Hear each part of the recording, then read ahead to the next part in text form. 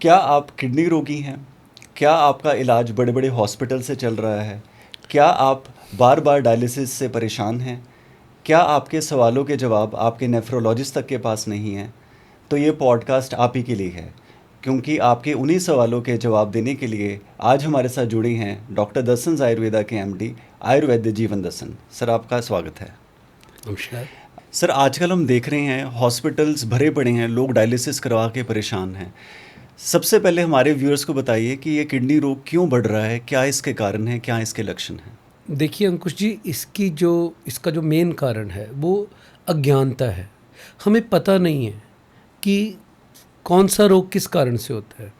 Kidney रोग के बहुत सारे कारण हो सकते हैं। ब्लड शुगर इसका कारण बहुत बड़ा एक कारण है। हाई ब्लड प्रेशर इसका बहुत एक बड़ा कारण है, जो हम पता ही नहीं होता। हम इलाज करवाने के लिए जाते हैं किसी भी बीमारी का, तो बहुत सारी एंटीबायोटिक्स जो है वो इसका कारण हो सकता है। पेन किलर्स इसका कारण हो सकता है। किसी वजह से किडनी स्टोन और प्रोस्टेट भी इसका कारण हो सकता है, या किसी तरह की कोई भी इन्फेक्शन किडनी में, यूटीआई लंबे समय तक अगर रहे, प्रोस्टाइटिस लंबे समय तक रहे, बहुत सारे इसके कारण हो सकते हैं। लेकिन डायग्नोज पहले करना चाहिए और हमें इन चीज़ों से बचना भी है। मैंने ये जो कारण बताए, तो हमारे जो व्यूअर्स देख रहे हैं उनको ये देखना चाहिए, इनको ये सोचना चाहिए कि क्या ये जो हमने बताया आपको मेन रीजंस, वो अगर चीज़ें उनके साथ सफ़र वो कर रहे हैं इन चीज़ों से, इन बीमारियों से, तो वो ध्यान रखें। सर, जो डॉक्टर्स होते हैं वो बार बार KFT RFT रिपोर्ट्स करवाते हैं पेशेंट की, उसको एनालाइज करने के लिए कि रोग किस स्टेज तक पहुंच रहा है। तो लोग ज़्यादातर सेरम क्रेटिनिन, सेरम एल्बुमिन अपना देखते हैं। तो क्या वैल्यूज़ पे उनको अलर्ट होना चाहिए कि हमारा क्रेटिनिन बहुत बढ़ रहा है, तो हमें और सतर्कता दिखानी चाहिए? देखिए, सबसे पहले तो सिम्टम्स जो हैं, हमें ये देखना चाहिए हमें कोई ऐसा सिम्टम्स ना हो, जैसे चलते वक्त सांस ना चढ़े, बहुत ज़्यादा HB कम ना हो, हीमोग्लोबिन, हमें स्वेलिंग ना कहीं आ रही हो, हमारा जो यूरिन है अच्छी तरह से पास आउट हो रहा हो, हमें कोई जैसे डायबिटीज़ है या ब्लड प्रेशर, जैसे मैंने चीज़ें बताई, प्रोस्टेट, अगर ऐसे रोगी हैं, अगर उनको शुगर है और उच्च रक्तचाप का पेशेंट है, और वो किसी लंबी बीमारी के बाद या किसी इलाज के बाद उसको जो है वो ऐसे अनकम्फर्ट फील हो रहा है, तो उसको चाहिए कि अपना KFT करवा ले, क्योंकि एक ऐसा पैरामीटर है जिसमें क्रेटिनिन का पता चल जाता है, जो ब्लड में गंदा मादा एक पैदा हो जाता है हमारे शरीर के अंदर, और हम जब उसको टेस्ट करवाते हैं तो हमें पता चल जाता है कि ये बढ़ा हुआ है। उसकी नॉर्मल वैल्यू जो है वो 1.2 या 3 के ऊपर जो होती है, उसमें जो रेफरेंस जो उसका रेंज होता है, तो उससे पता चल जाता है, यूरिया से पता चल जाता है। तो ये करवा लेना चाहिए। अगर इन दिक्कतों से अगर यूज़ रहा है पेशेंट, तो उसको करवा लेना चाहिए। पर वो बहुत टेंशन ले लेते हैं रोगी कि मेरा क्रेटिनिन अगर आज 3.2 है, तो 2 दिन बाद या एक हफ्ते बाद उसने टेस्ट करवाया तो 3.3 हो गया, तो 1.1 से भी घबरा जाते हैं रोगी। नहीं, ऐसा नहीं होना चाहिए। ऐसा नहीं होना चाहिए। सबसे पहले कारणों की तरफ देखना चाहिए, कारण का इलाज करना चाहिए, और एक अच्छे डॉक्टर के पास जाना चाहिए, और ये भी पता होना चाहिए कि किस पैथी में इसका ट्रीटमेंट है। तो अगर आपने सही अपनी दिशा चूज़ कर ली, पेशेंट अगर सही दिशा में चला गया, तो उसको घबराने की ज़रूरत नहीं है, चाहे वो इससे भी ज़्यादा हो। लेकिन अगर दिशा ही गलत, मतलब उसने पैथी गलत चूज़ कर ली या इलाज गलत चूज़ कर लिया, तो चाहे उसका 1.5 है या 6 है, थोड़ा भी बड़ा हुआ है, तो वो उसका बाद में आगे जाके उसका मतलब जो है वो बहुत ज़्यादा नुकसान होने वाला है पेशेंट का। तो उसकी दिशा ठीक होनी चाहिए। तो क्रेटिनिन के साथ साथ एल्बुमिन भी क्या बहुत इंपॉर्टेंट फैक्टर है, अगर हम रिपोर्ट्स को देखें या पेशेंट के हेल्थ को देखें? बिल्कुल। अगर पेशेंट में स्वेलिंग आ रही है शरीर के अंदर, क्योंकि एल्ब्यूमिन का जो मेन रोल रहता है, वो रोल रहता है शरीर से पानी को बाहर निकालने का, तो स्वेलिंग नहीं आती। अगर एल्ब्यूमिन अगर हमारा पूरा 3.5 तक है, उसको मेंटेन किया हुआ है, तो वो पानी जो है शरीर के अंदर नहीं भरेगा। तो उसको ये चेक करवाते रहना चाहिए। अब ये बढ़ेगा क्यों? अगर प्रोटीन आउट हो रहा है यूरिन में तो बढ़ेगा। अगर पेशेंट प्रोटीन डाइट नहीं ले रहा तो ये कम होगा। अगर यूरिन में से एल्ब्यूमिन निकल रहा है, मतलब प्रोटीन निकल रहा है, तब ये घटेगा। तो ये घटना नहीं चाहिए, ये 3.5 तक इसकी नॉर्मल वैल्यू रहनी चाहिए। तो ध्यान रखना चाहिए कि हमारा ये एल्ब्यूमिन मेंटेन रहे। और पेशेंट किडनी का अगर है, अगर CKD उसको है, अगर उसको क्रेटिनिन बढ़ा हुआ है, तो तो ये आम एक चीज़ है कि जो प्रोटीन है यूरिन के रास्ते बाहर निकलता है। कुछ पेशेंट का क्रेटिनिन भी नहीं बढ़ा होता, तब भी ये रोग उनको होता है, और जो एल्ब्यूमिन है वो यूरिन के रास्ते बाहर निकलता है। ऐसे बहुत सारे बच्चे हमारे पास आते हैं जिनको ये प्रॉब्लम होती है। हमें इसका विशेष ध्यान रखना चाहिए, और आयुर्वेद में इसका संपूर्ण ट्रीटमेंट है। तो क्या शुरू से ही आयुर्वेद ट्रीटमेंट ले सकता है रोगी, या पहले उसको डायलिसिस करवाना चाहिए? और डायलिसिस कौन से फैक्टर्स पे डिपेंड करेगा कि डायलिसिस करवा लेना चाहिए या अभी रुकना चाहिए? देखिए, अगर एल्ब्यूमिन जो है, पेशेंट को अगर एल्ब्यूमिन कम है तो पानी भरा हुआ है, पानी बहुत ज़्यादा अगर भरा हुआ है शरीर के अंदर, तो उसके और भी पानी के निकालने के रास्ते हैं जो एक डॉक्टर निकाल सकता है। लेकिन अगर उसका जो क्रेटिनिन है वो ज़्यादा है, तो बहुत ज़्यादा है, तो ये देखना पड़ता है कि सिम्टम्स क्या आ रहे हैं। आयुर्वेद सिम्टम्स देखता है, उसको ये नहीं कि उसका अभी 7 हो गया 8 हो गया तो उसको डायलिसिस करवा देना है। डायलिसिस में बहुत सारी चीज़ें शरीर से बाहर निकलती हैं जिससे शरीर जो है खोखला, जो मतलब उसमें बहुत सारी जब चीज़ें जो शरीर को चाहिए, बहुत सारे जो हमारे जो न्यूट्रिएंट्स हैं जो बॉडी को चाहिए, जो निकल जाते हैं डायलिसिस में बाहर, तो उससे शरीर को नुकसान होता है। तो ऐसे डायलिसिस नहीं करवाना होता। हमें देखना होता है कि डायलिसिस जो है कोई सिम्टम्स ना आए। अगर सिम्टम्स नहीं है तो डायलिसिस करवाने की आवश्यकता नहीं है। हमें अपनी किडनी को ही चलाना है, हमने अपनी किडनी के द्वारा ही क्रेटिनिन को कम करना है, ना कि एक मशीन के द्वारा। अगर हम मशीन के द्वारा करेंगे तो शरीर को आदत पड़ जाएगी उस मशीन की, और हमारी जो किडनी है कभी भी ठीक नहीं हो पाएगी। सर, आयुर्वेदिक डॉक्टर्स पानी रेकमेंड करते हैं, पर एलोपैथिक डॉक्टर्स कहते हैं कि पानी बंद कर दीजिए। तो रोगी अक्सर कंफ्यूज हो जाते हैं कि उसको पानी कम लेना है, ज़्यादा लेना है। तो थोड़ा हमारे व्यूअर्स को बताइए कि कितना पानी ले सकता है किडनी रोगी? देखिए, ये बहुत अच्छा क्वेश्चन किया आपने। जो पानी की मात्रा है, पानी एक ऐसा माध्यम है, एक ऐसा मीडियम जो कुदरत ने बनाया है कि वो पानी के द्वारा ही शरीर की सफाई होती है। चाहे हमने घर की सफाई करनी हो, कपड़े धोने हो, बर्तन धोने हो, तो पानी के द्वारा सफाई नहीं, पानी के बगैर सफाई नहीं हो सकती। तो शरीर का एक जरिया है सफाई का पानी, तो पानी बहुत आवश्यक है। तो एलोपैथिक डॉक्टर अपने हिसाब से उसको बंद करवाते हैं। क्यों बंद करवाते हैं? क्योंकि वो उनको पता है कि एलोपैथिक मेडिसिन में जो है इसका किडनी को स्टिमुलेट वो नहीं करती। वो ज़्यादातर पेशेंट क्रेटिनिन बढ़ता ही चला जाता है, और कई बार पानी इकट्ठा होना शुरू हो जाता है शरीर के अंदर, तो पानी बंद करवा देते हैं। क्योंकि किडनी काम नहीं कर रही उस टाइम, जब वो बहुत कम काम कर रही है तो वो पानी बंद करवा देते हैं, कहते हैं पानी थोड़ा ही पियो। उनकी स्टडी के हिसाब से वो ठीक है। लेकिन आयुर्वेद का एक अलग एक्सपेक्ट है। आयुर्वेद कहता है कि अपना जो अंग है उसको स्टिमुलेट करना चाहिए, अपनी किडनी को ही ठीक करना चाहिए, उसको ताकत देनी चाहिए, उसके अंदर जो विकृतियां हैं उनको ठीक करना चाहिए। आयुर्वेद उसको ठीक करने में सक्षम है।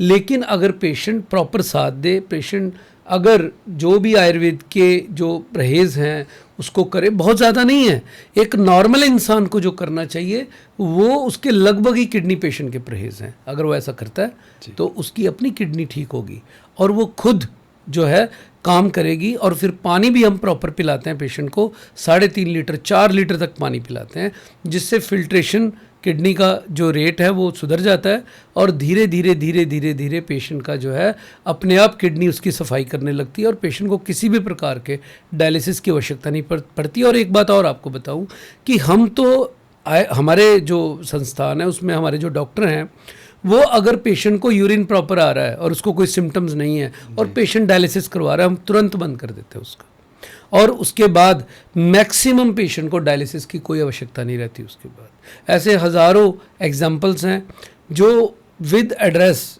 विद एविडेंस हमारे पास मौजूद हैं, और यूट्यूब पे ऐसे हमारे चैनल पे असंख्य पेशेंट मिलेंगे जो खुद बताएंगे अपना एड्रेस और बताते हैं कि ऐसे ऐसे हमें प्रॉब्लम थी और हम ठीक है।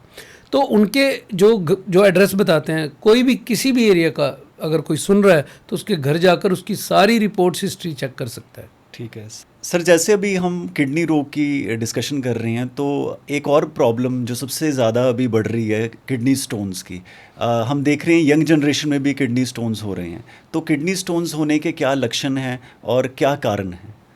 देखो, किडनी स्टोन, जब हमें कैल्शियम युक्त जो भोजन हम लेते हैं मेनली क्या होता है, जब हम उसको लेते हैं और हम उसको पचाते नहीं हैं तो वो कैल्शियम ऑक्सालेट में कन्वर्ट हो जाता है, तो जिससे वो जो ऑक्सालेट है वो डिपॉजिट होना शुरू हो जाता है हमारी किडनी के अंदर। वो कई बार हमारे ब्लैडर के अंदर आ जाता है किडनी से नीचे आकर के, कई बार हमारे यूरेटर में आ जाता है। तो वो अलग अलग स्थान पर वो जो स्टोन है वो कई बार वहाँ पे पड़ा रहता है, जिससे कई बार हाइड्रोनेफ्रोसिस होता है, फिर उसके बाद किडनी फेलियर का प्रोसेस शुरू हो जाता है। क्योंकि जब रुकावट ज़्यादा देर तक रहेगी तो उसका स्टोन का जो नुकसान है वो होता ही है। तो किस साइज़ के स्टोन हम निकाल सकते हैं, या किस साइज़ के स्टोन तक की, कितने के स्टोन तक हमें ऑपरेशन की ज़रूरत पड़ती है, और कौन से स्टोन खुद निकल सकते हैं? ये डिपेंड करता है पेशेंट की सोनोग्राफी पे या उसके एक्सरेज पे। कई बार हम देखते हैं कि स्टोन ऐसी जगह पे है जो बहुत बड़ा स्टोन है और वो हाइड्रोनेफ्रोसिस कर रहा है, मतलब वो रुकावट पैदा कर रहा है यूरिन के, और किडनी को लगातार नुकसान हो रहा है। और जब किडनी को लगातार नुकसान होता है तो वो क्रेटिनिन बाद में बढ़ जाता है और किडनी फेलियर की तरफ चली जाती है। तो हमें ये देखना है कि स्टोन कितना बड़ा है और कहाँ फंसा हुआ है जा कर के। अगर स्टोन ऐसी जगह पे है जहाँ पे वो आसानी से निकल सकता है तो हम मेडिसिन से उसको निकाल देते हैं। अगर स्टोन ऐसी जगह पे है जो बिल्कुल किडनी के मुंह के पास, पीयूजे जंक्शन होता है हमारा किडनी का, उसके वहाँ पे जाके फंस जाता है, तो ऐसे अगर स्टोन, बड़े स्टोन, क्योंकि उसको निकलने में 15-20 दिन 25 दिन लग सकते हैं, अगर वो गलत जगह पे पड़ा हुआ है और किडनी डैमेज हो रही है तो हम कहते हैं इसका हम ऑपरेट कर सकते हैं या करवा सकते हैं।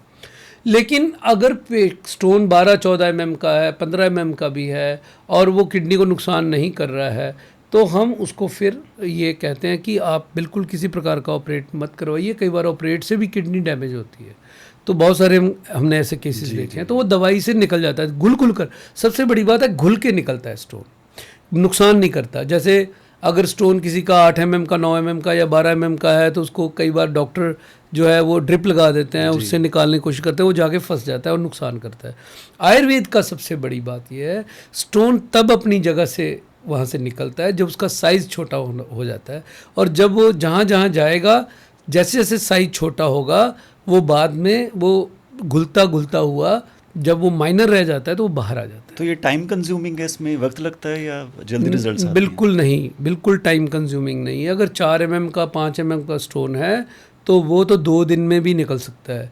अगर 7 mm का, हमारे मदर को 7 to 8 mm का एक स्टोन था, वो 7 दिन में निकल गया था। ऐसे कोई इतना नुकसान नहीं होता। और स्टोन दवाई से अगर निकल जाए, कोई सर्जिकल हमें कोई भी इंस्ट्रूमेंट अंदर इंसर्ट ना करना पड़े, और ये ना ही हमें कोई लेज़र का सहारा लेना पड़े, ना ही किसी ऑपरेट का सहारा लेना पड़े, तो सबसे अच्छी चीज़ है ये। तो क्योंकि बॉडी नुकसान होता है बॉडी को। जी जी, आपने कहा जितनी जल्दी पता लगे स्टोन का उतनी जल्दी उसका ट्रीटमेंट हो सकता है। बिल्कुल। हमें स्टोन जो है, जैसे जो एक और चीज़ आपको बताता हूँ, अगर पेन हो रहा है आपको तो ऐसे स्टोन अमूमन मैंने देखा कि बहुत जल्दी निकलते हैं।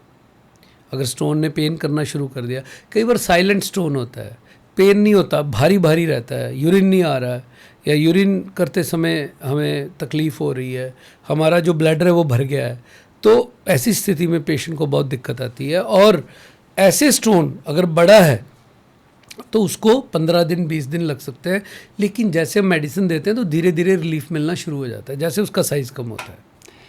सर, आजकल हम देख रहे हैं कि बहुत सारे आयुर्वेद्य ऑनलाइन मेडिसिन वगैरह सेल कर रहे हैं या ऑनलाइन अपना ट्रीटमेंट दे रहे हैं, तो कौन से ऐसे पैरामीटर्स हैं जिनका ध्यान रखना चाहिए एक रोगी को किसी भी संस्था से इलाज करवाने से पहले? देखिए, सबसे बड़ी बात ये हमारा शरीर है, हमारी ज़िंदगी का सवाल है। इसमें हम कोई वस्तु नहीं मंगवा रहे किसी से या किसी डॉक्टर से, हम किसी इंजीनियर से सलाह नहीं ले रहे या किसी इंटीरियर डेकोरेटर से सलाह नहीं ले रहे। हमारा शरीर है ये, और डॉक्टर के पास कहते हैं 2 लाइसेंस होते हैं, वो ज़िंदगी बचा भी सकता है, ज़िंदगी को ख़त्म भी कर सकता है। बिल्कुल सही। और उसको कोई वहाँ पे पूछने वाला नहीं है डॉक्टर को, क्योंकि वो डॉक्टर है, उसको लाइसेंस मिला हुआ है। लेकिन हमें देखना है कि हमने किसके पास जाना है। सभी जो डॉक्टर्स हैं वो एक तरह के नहीं हो सकते, सभी इंसान एक तरह के नहीं हो सकते। हमें यही कोशिश करनी चाहिए कि बेटर हो, हमारे साथ, हमारे शरीर के साथ बेटर हो। अगर हमने गलत दिशा में चले गए, गलत हाथों में इसको दे दिया इस शरीर को, तो हमें बहुत सारा नुकसान हो सकता है, हमारी जान भी जा सकती है। तो हमें ये देखना है कि डॉक्टर ऐसा होना चाहिए कि जो वास्तव में जो उसका ध्यान है वो ट्रीटमेंट की तरफ हो, ना कि पैसे की तरफ हो। हमें कुछ पैरामीटर्स मैं कहता हूँ पेशेंट्स को कि आप हमारे पास भी आते हैं या किसी के पास भी जाते हैं, क्योंकि हमें दुख होता है जब पेशेंट नुकसान करके आते हैं।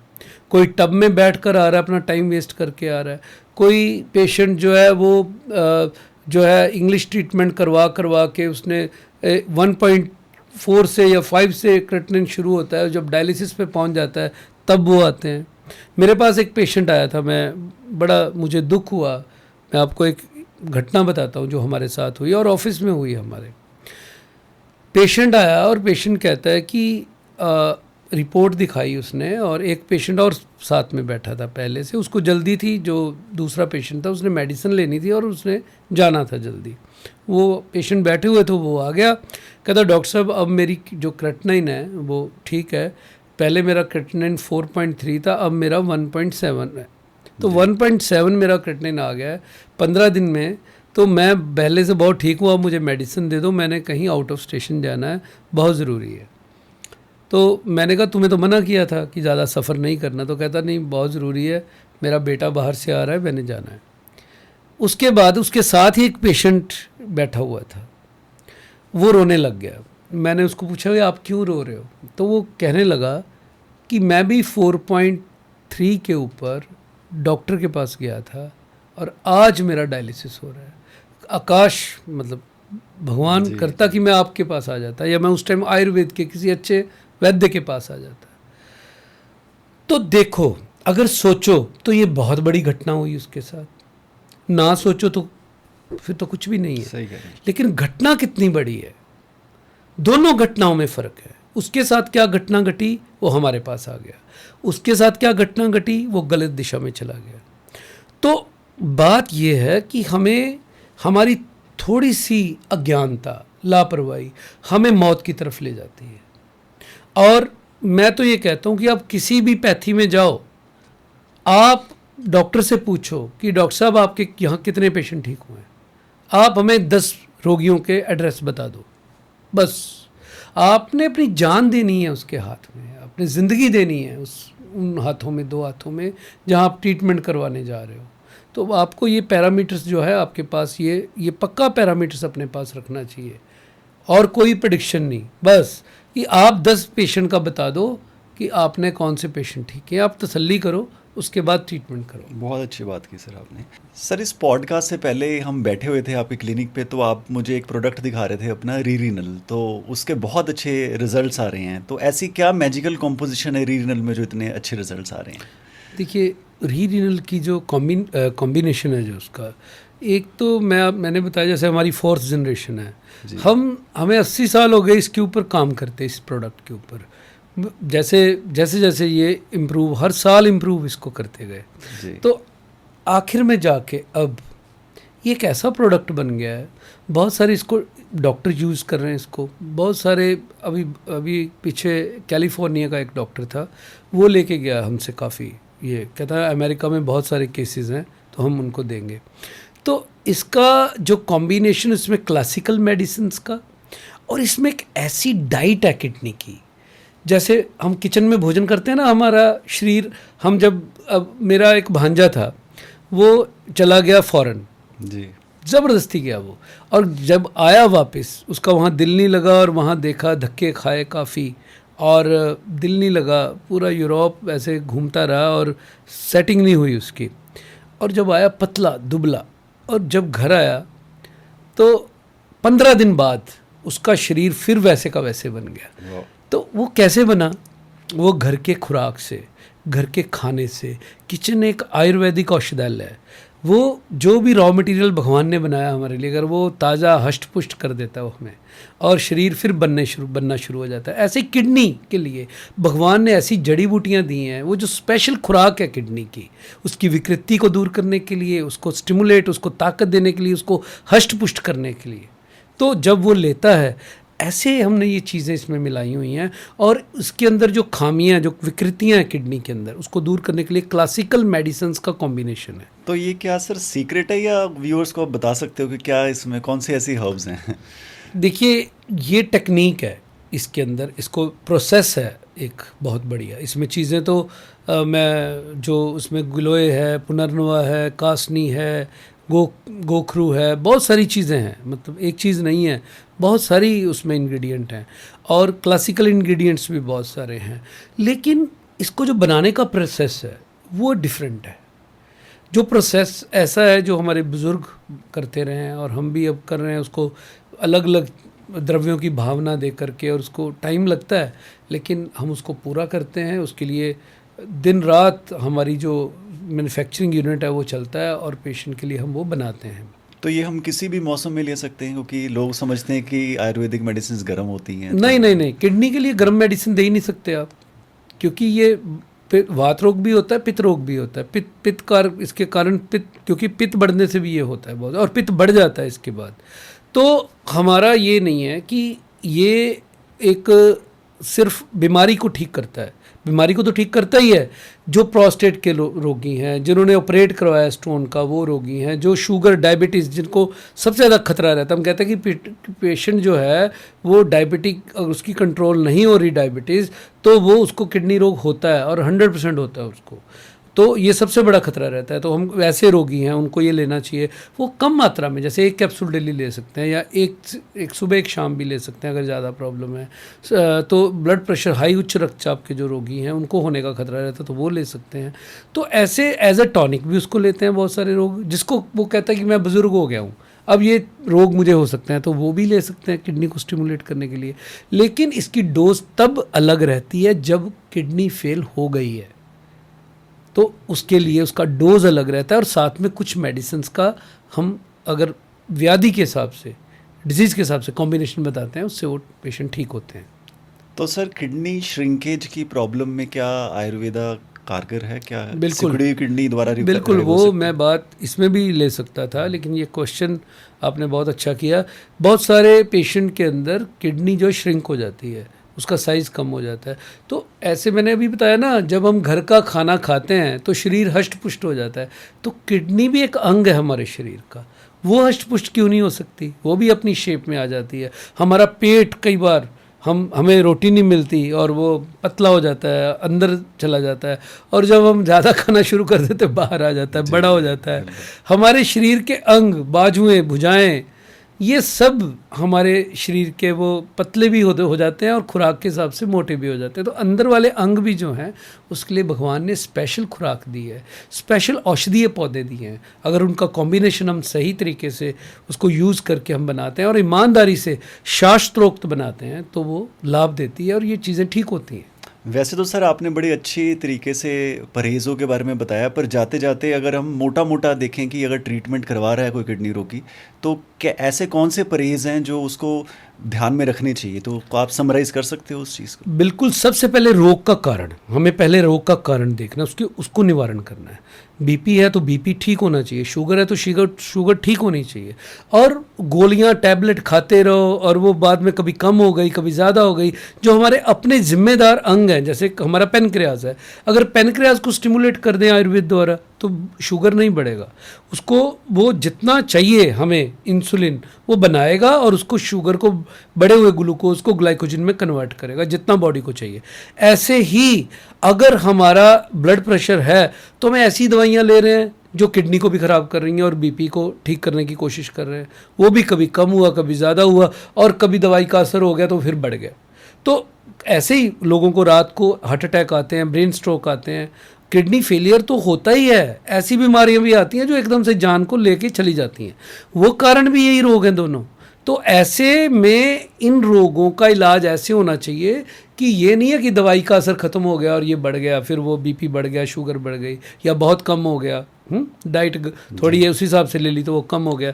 तो हमें इनको जड़ से समाधान एक तो ये करना चाहिए, दूसरा हमें डाइट की तरफ ध्यान देना चाहिए, हमें फ्रेश भोजन करना है, डीप ब्रीदिंग करनी है, लंबे लंबे श्वास, जितनी प्राणवायु इनहेल करेंगे उतना अच्छा है, खाना चबा चबा करके खाना जैसे मैंने बोला, और शाम का खाना 6-5 बजे तक 6 बजे तक उसको खा लें।